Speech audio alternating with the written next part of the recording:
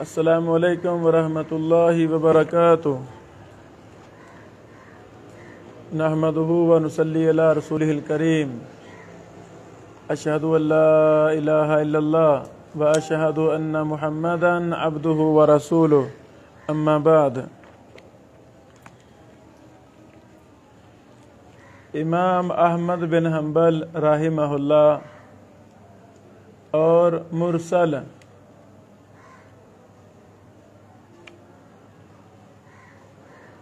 جتنے بھی کبار ائمہ محدثین گزرے ہیں، ہم ان کے نظریات مرسل پر الگ الگ بیان کر رہے ہیں، تاکہ جب ہم ائمہ محدثین کی کتابوں کا مطالعہ کریں تو ہمیں کسی طرح کی پریشانی نہ آئے۔ اللہ اکبر۔ یہ میرے ہاتھ میں ایک عرب شیخ کا مقالہ ہے۔ انہوں نے امام احمد بن حنبل رحمہ اللہ کا علل میں منہج پر دراسہ کیا ہے، اور یہ بہت مفید کتاب ہے، کافی بڑی کتاب ہے۔ جو میرا مطلوب تھا وہ میں نے پرنٹ نکلوا لیے۔ علل الامام احمد بن حنبل، وہ لانا کتاب۔ میرے عزیزو،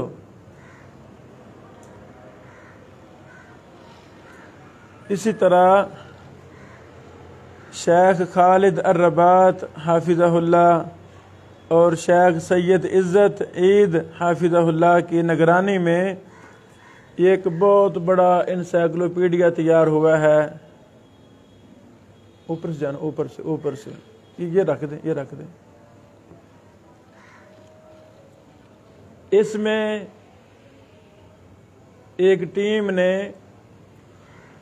امام احمد بن حنبل کے تمام اقوال جو امام احمد بن حنبل کی اپنے کتابوں میں تھے، یا جو شاگردوں نے سوالات کیے، یا دیگر محدثین نے امام احمد کی طرح نسبت کر کے باسند ان کو نقل کیا، بہت بڑا انسائکلوپیڈیا الجامع لعلوم الامام احمد میں آ گیا ہے۔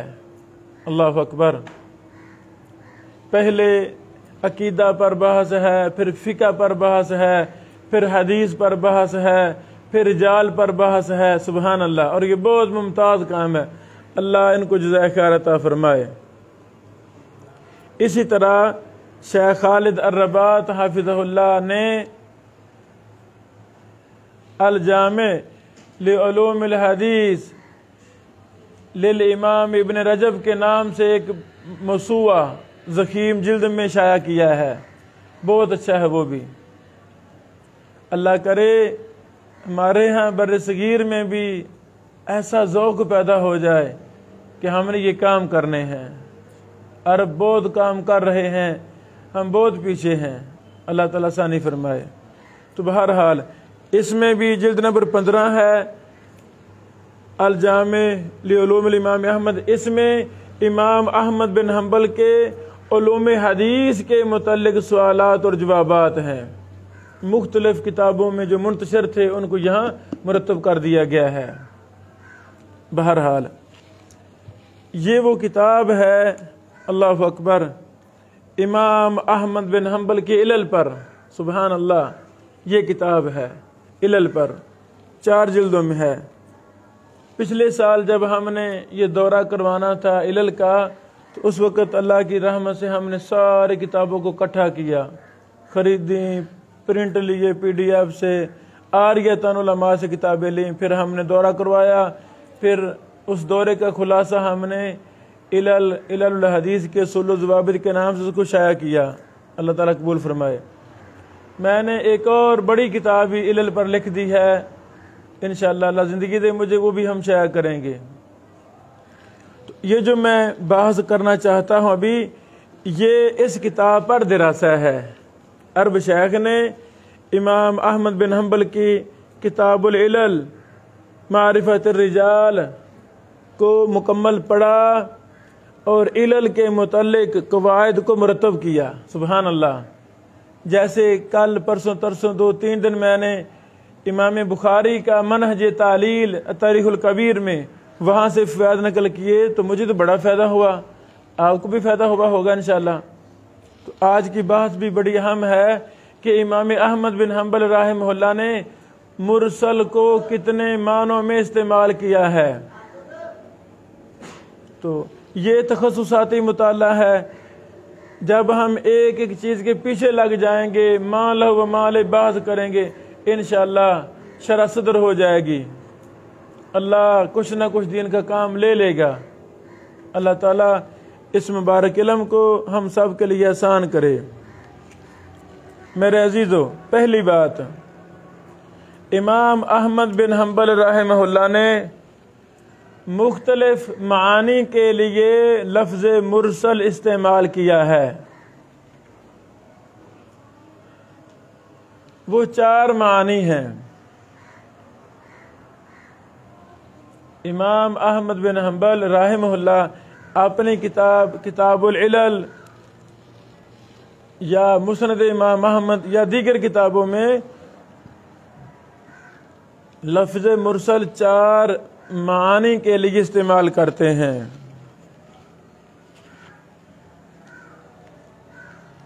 اللہ اکبر. پہلا معنی، ما رواہ تابعی باسقاط صحابی، جس کو تابعی بیان کرے اور صحابی کو گرا دے.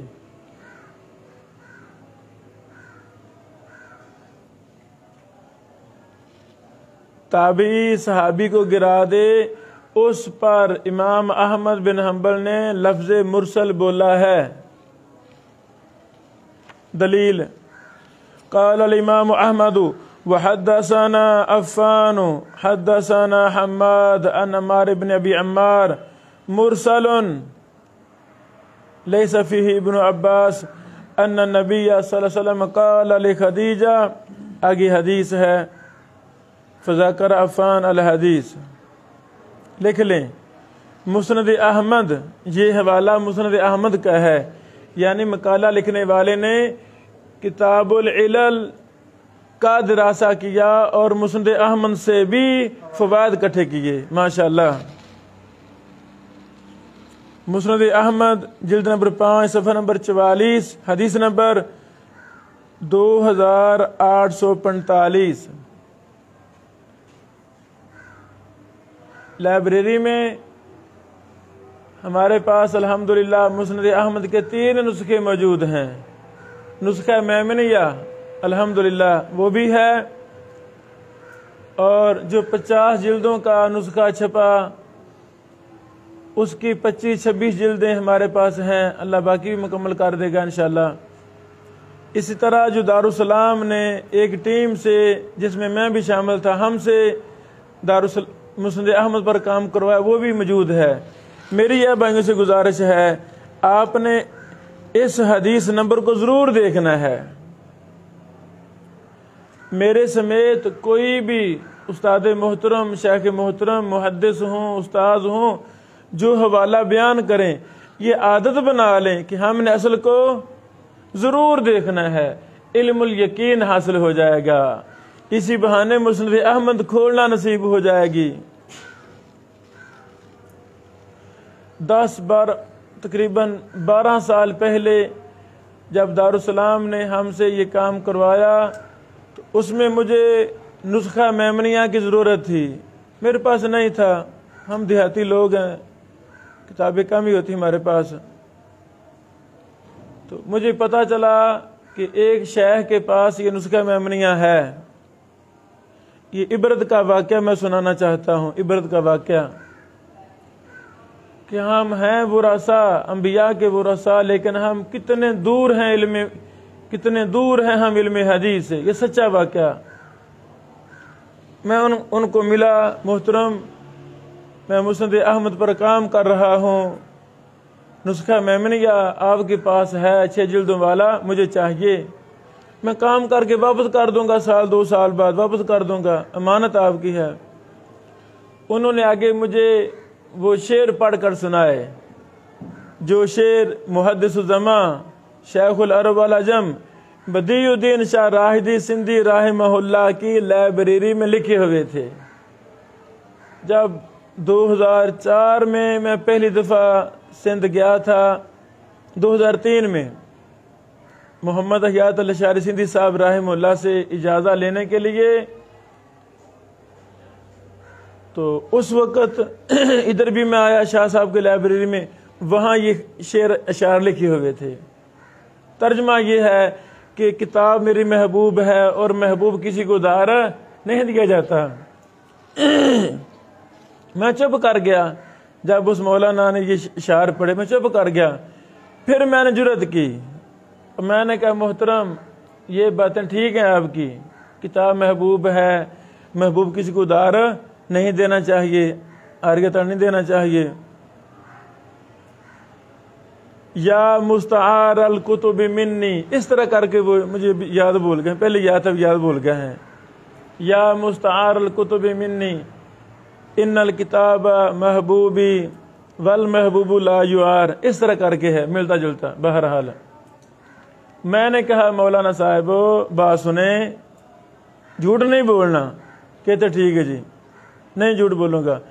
میں نے کہا یہی مسند احمد نسخہ میمنیہ کتنے سال پہلے آپ نے خریدا تھا؟ مجھے کہتے شاہ جھوٹ نہیں بولتا، کم و بیش کوئی 15-16 سال ہو گئے ہیں۔ 15-16 سال پہلے میں نے یہ نسخہ خریدا تھا میمنیہ مسند احمد کا۔ میں نے کہا شیخ محترم اللہ کو گواہ بنا کر مجھے صحیح بتانا، کیا ان 15 سالوں میں ایک بار بھی اگر آپ نے مسند احمد کو کھول کے دیکھا ہو، کوئی حدیث پڑھی ہو، یہ کتاب آپ کی، اگر 15 سال میں آپ نے مسند احمد کو نہیں دیکھا، نہیں کھولا، اللہ کو گواہ بنا کر سچ بولنا ہے، اگر 15 سال میں ایک حدیث بھی آپ کے مقدر میں پڑھنا نہیں ہوئی تو یہ نسخہ میرا۔ جب میں نے یہ بات کی تو ان کا سر نیچے جھک گیا۔ کہتے شیخ میں جھوٹ نہیں بولتا، میں جھوٹ نہیں بولتا، میرے مقدر میں مسند احمد کو کھول کر دیکھنا 15 سالوں میں نہیں ہوا، ایک حدیث بھی میں نے آج تک مسند احمد سے نہیں پڑھی۔ گھر گئے نسخہ لا کے دیا، کہتے یہ نسخہ آپ کا ہے، مجھے اللہ ثواب دے دے گا۔ یہ سچا واقعہ بتا رہا ہوں، بات دور چلی گئی۔ یعنی یہ عبرت ہے، یہ عبرت ہے۔ ہم ہیں ورثہ،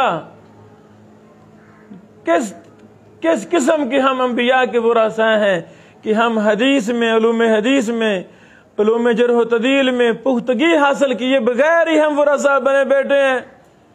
بے وفا وارث ہیں ہم سچے وارث بنے، سچے وارث بنے۔ وہ کتاب الحمدللہ آج بھی میری لائبریری میں موجود ہے، نسخہ میمنیہ، اللہ ان کو جزائے خیر دے۔ تو کتاب خریدنا بھی مشکل ہوتا ہے، لیکن کتاب خرید کر پھر پڑھنا اس سے زیادہ مشکل ہے۔ اللہ ہمیں کتاب خریدنے اور اس کو پڑھنے کی توفیق عطا فرمائے۔ بہرحال اچھا جی، اس پر تبصرہ سنیں۔ عمار بن ابی عمار تابعی ہیں، جب ہم نے حدیث پڑھی مسند احمد کی، عمار بن ابی عمار تابعی ہیں، انہوں نے جابر بن عبداللہ کو دیکھا ہے۔ تو امام احمد نے ابن عباس کے نام کو گرانا، ابن عباس کے واسطے کو گرانے کو کہہ دیا ہے مرسلہ، یہ مرسل ہے۔ واضح۔ ایک اور مثال ہے، وقال ایضا قال حدثنا سلیمان بن حرب قال حدثنا حماد بن زید مرسل۔ لو جی، امام احمد فرماتے ہیں قال حدثنا سلیمان بن حرب قال حدثنا حماد بن زید مرسل لیس فیہ ابن زبیر. لکھ لیں مسند احمد جلد نمبر 26 صفحہ نمبر 40 حدیث نمبر 16115. حدیث نمبر 16115.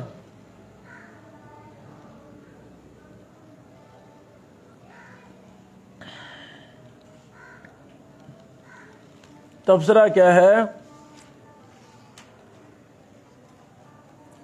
اس سند میں بھی تابعی نے صحابی کا نام گرا دیا ہے، تو امام مسلم امام احمد بن حنبل صحابی کے نام کے گرانے کی وجہ سے اس کو کیا کہہ رہے ہیں؟ مرسل. تیسری مثال قال عبداللہ قال حدثنا بعض الكوفيين قال حدثنا حفص بن غياث عن ابن جريج عن عطاء عن ابن عباس عن النبي صلى الله عليه وسلم.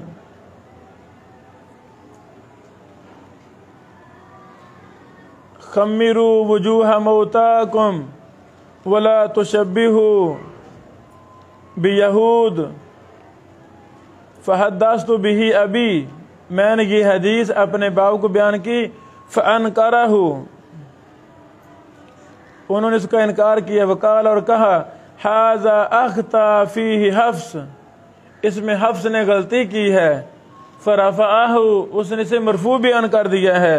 وحدثنی عن حجاج العابر عن ابن جریج عن عطاء مرسل. اس کو مرسل کہہ رہے ہیں کیونکہ عطاء تابعی نے صحابی کے نام کو گرا دیا ہے. صحابی کا نام ابن عباس ہے. میرے عزیزو، امام احمد بن حنبل رحمہ اللہ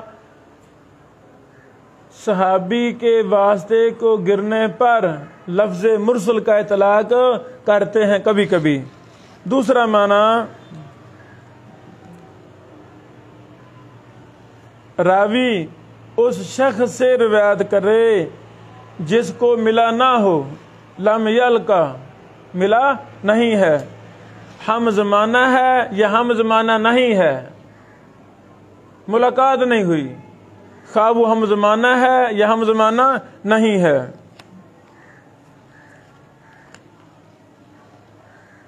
اس کی مثال قال الاسرم قلت لابی عبد اللہ یعنی احمد بن حنبل روا یزید بن یزید بن جابر عن عبد الملک بن ابی بکر عن عمر فی زکاة الدین قال نعم. عبد الملک بن ابی بکر عن عمر مرسل. حوالہ لکھیں مراسیل.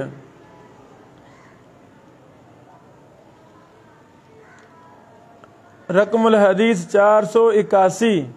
رقم الحدیث 481.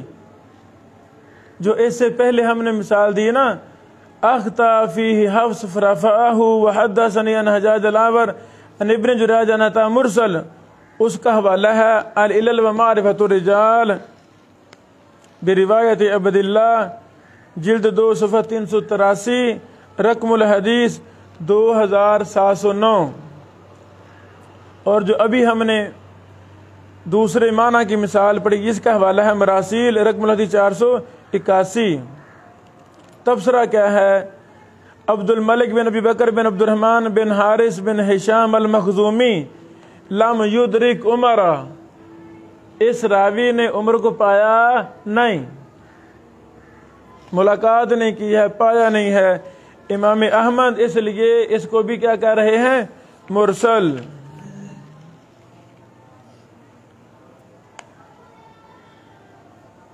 دوسری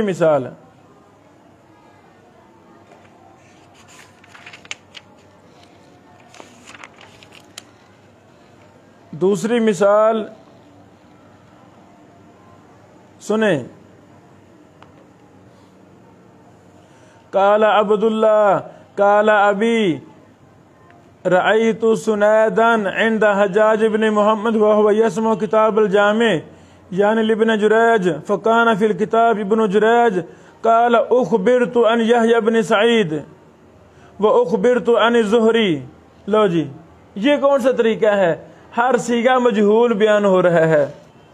پھر سنیں، اخبرت عن یحییٰ بن سعید واخبرت عن الزہری واخبرت عن صفوان بن سلیم فجعل سنید یقول لحجاج قل یا ابا محمد ابن جریج عن الزہری وابن جریج عن یحییٰ بن سعید وابن جریج عن صفوان بن سلیم فکان یقول له هكذا ولم يحمده ابی فی مرعاہ یصنع بحجاج وذمہ علی ذلک. احمد بن حنبل نے حجاج کے سند بیان کرنے کے طریقے کو برا سمجھا. اخبرت حدثت، یہ کیا ہے؟ اور بیان کا ہے جو طریقہ ہے، اس کو برا سمجھا.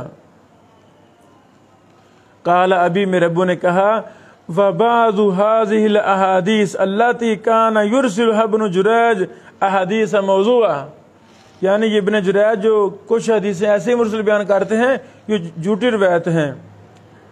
کان ابن جریج لا یبالی، کان ابن جریج لا یبالی من این یاخذہ، یعنی قولہ اخبرت وحدثت عن فلان فسمى روایت ابن جریج بقولہ اخبرت وحدثت بانہ ارسال. امام احمد نے کہا یہ مرسل ہے، یہ یہاں گڑبڑ کر رہا ہے جو نا مجہول صیغوں سے بیان، یہ مرسل ہے. والروایت بهذه الصورة صریحة فی اسقاط الواسطہ. آگے توجہ کرنا، سمجھ لگی میرے خیال میں.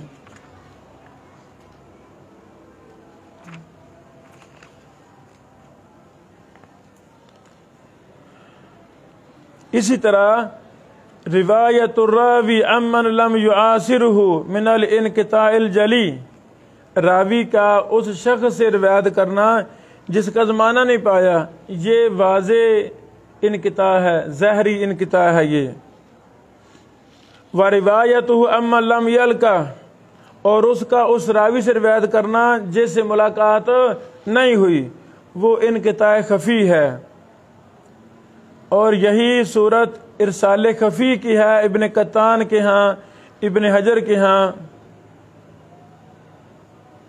چونکہ ارسال خفی میں عدم لقاء ظاہر ہوتا ہے، اسی طرح عدم سماع بھی ظاہر ہوتا ہے.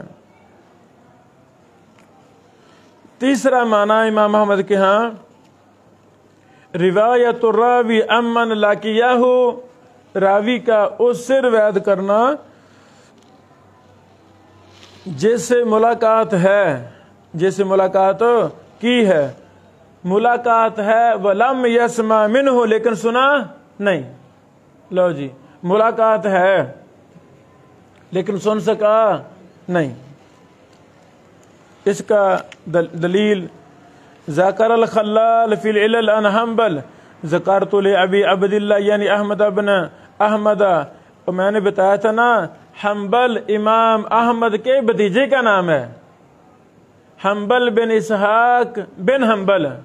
جو اسحاق تھا یہ امام احمد کا بھائی تھا. اچھا، حدیث الامش عن انس فقال لم يسمع الامش من انس لیکن رآہ، آمش نے انس کو رضی اللہ عنہ کو دیکھا ہے لیکن سنا نہیں، سنا نہیں. تو اس پر بھی امام احمد رحمہ اللہ مرسل کا اطلاع کر رہے ہیں.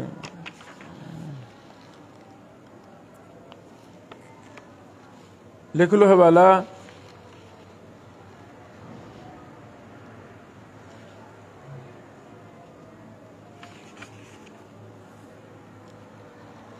تہذیب سنن ابی داود لابن القیم، جلد نمبر 1 صفحہ نمبر 21 ہے. وقال الخلال حدثنا مہنا قال سألت احمد لما کرہت مراسیل الامش، آپ آمش کی مراسیل کو برا کیوں سمجھتے ہیں؟ قال، انہوں نے کہا کان لا یبالی امن حدثا، وہ پرواہ نہیں کرتا تھا کہ کیسے بیان کر رہا ہے.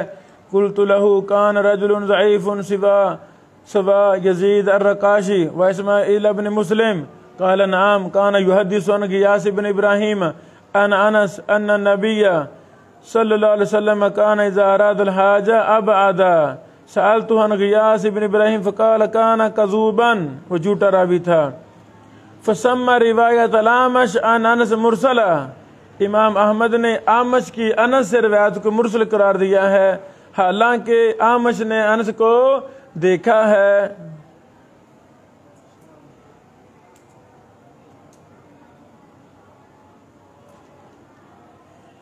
اور یہاں یہ بھی دلیل ہے کہ آمش ضعیف متروک راویوں سے بھی بیان کرتے ہیں اور ان کو چھوڑ بھی دیتے ہیں، واسطے چھوڑ دیتے ہیں ان کے، جیسے غیاث بن ابراہیم ہے، یزید الرقاشی ہے، اسماعیل بن مسلم ہے.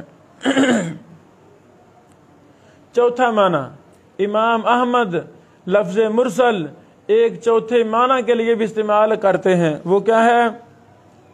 روایت الراوی ان شیخ لقیہ، راوی کا اپنے شیخ سے روایت کرنا جس سے ملاقات ہے، وسمع منہ، اس سے سنا بھی ہے، اس سے سنا بھی ہے. کیا روایت کر رہا ہے؟ ما لم یسمع منہ، جو اس سے سنا نہیں. بیٹو آپ نے مجھ سے ملے، کوئی سنا مجھ سے، سنا تو آپ گھر جا کے کہیں جی ہم تو ابو داؤد پڑھ کے رہے ہیں، تو کیا ہوگا؟ یہ آپ کی بات کو مرسل کہا جائے گا. اور یہی تدلیس ہے، یہی تدلیس ہے، آپ مدلس ہو جائیں گے. جس سے جتنا سنا ہے وہ تو بیان کر سکتے ہیں، لیکن ملے بھی ہیں، سنا بھی ہے، گھر جا کر اپنے آپ کو شیخیاں بکھیریں، لو جی ہم یہ سن آئے ہیں، یہ سیکھ آئے ہیں، تو پھر کیا بن جائیں گے آپ؟ مدلس. یعنی امام احمد رحمہ اللہ تدلیس پر بھی مرسل کا اطلاق کرتے ہیں. قال عبداللہ قال ابی ما سمع سفیان الثوری من ابی عون غیر هذا الحدیث الواحد، سفیان ثوری نے ابو عون سے اس ایک حدیث کے علاوہ کوئی سنی نہیں. اللہ، یہ کیسے تیرے عظیم بندے تھے، برگزیدہ لوگ تھے محدثین، جنہوں نے اتنی تحقیق کی، اتنا انہوں نے مطالعہ کیا، دیکھا، یہاں تک فیصلے کر دیے کہ سفیان ثوری نے ابو عون سے صرف ایک حدیث سنی ہے، دو سنی نہیں. وہ کون سی حدیث ہے؟ حدیث الوضوء من مسۃ النار، مشہور حدیث. والباقی یرسلها عنہ، اور باقیوں میں وہ ان سے مرسل بیان کرتے ہیں، یعنی تدلیس کرتے ہیں.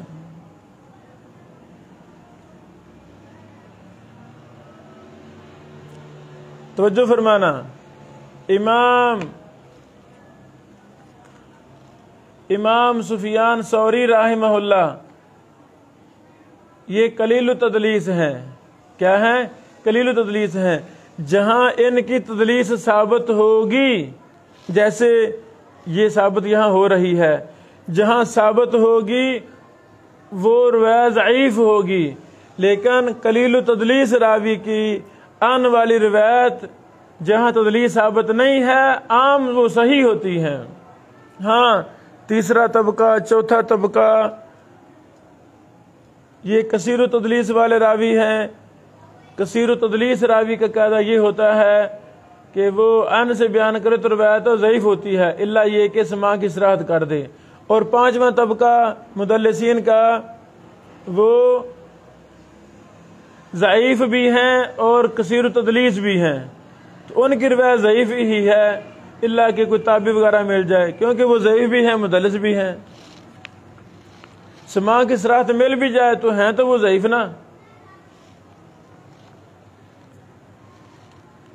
العلل و معرفت الرجال بروایت عبداللہ، جلد نمبر 3 صفحہ نمبر 386، رقم الحدیث 5696، 5696.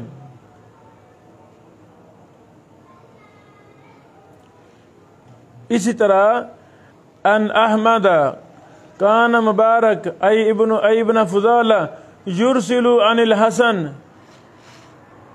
قیل یدلس قال نعم قال وحدث یوما عن الحسن بحدیث فوقف علیہ فقال حدثنیہ بعض اصحاب الحدیث انا بحرب عن یونس۔ المعرفہ بالتاریخ جلد نمبر 2 صفحہ نمبر 633۔ ان مثالوں سے ثابت ہوا کہ امام احمد رحمہ اللہ مرسل کا اطلاق تدلیس پر بھی کرتے تھے، تدلیس بول کر مرسل مراد لیتے تھے۔ واضح واضح۔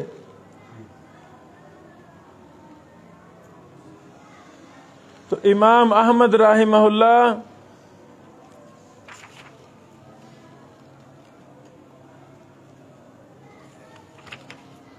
یہ چند اقوال، یہ چند صورتیں جو منہج الامام احمد بن حنبل فی التعلیل نامی دکتورہ کے رسالہ میں ہمیں چیزیں ملی، ہم نے اب تک پہنچا دی الحمدللہ۔ یہاں میں یہ بھی کہنا چاہوں گا اللہ تعالیٰ عرب علماء کو، عرب شیوخ کو، عرب محدثین کو جزائے خیر عطا فرمائے۔ وہ سنیت کے بڑے بڑے علمی کام کر رہے ہیں، تو ان ملکوں میں یہ فنون زندہ ہیں، علل کا، جرح و تعدیل کا زندہ فنون ہے الحمدللہ۔ کئی ایک محدثین ہر ملک میں، شہر میں بیٹھے ہوئے ہیں۔ اللہ وہی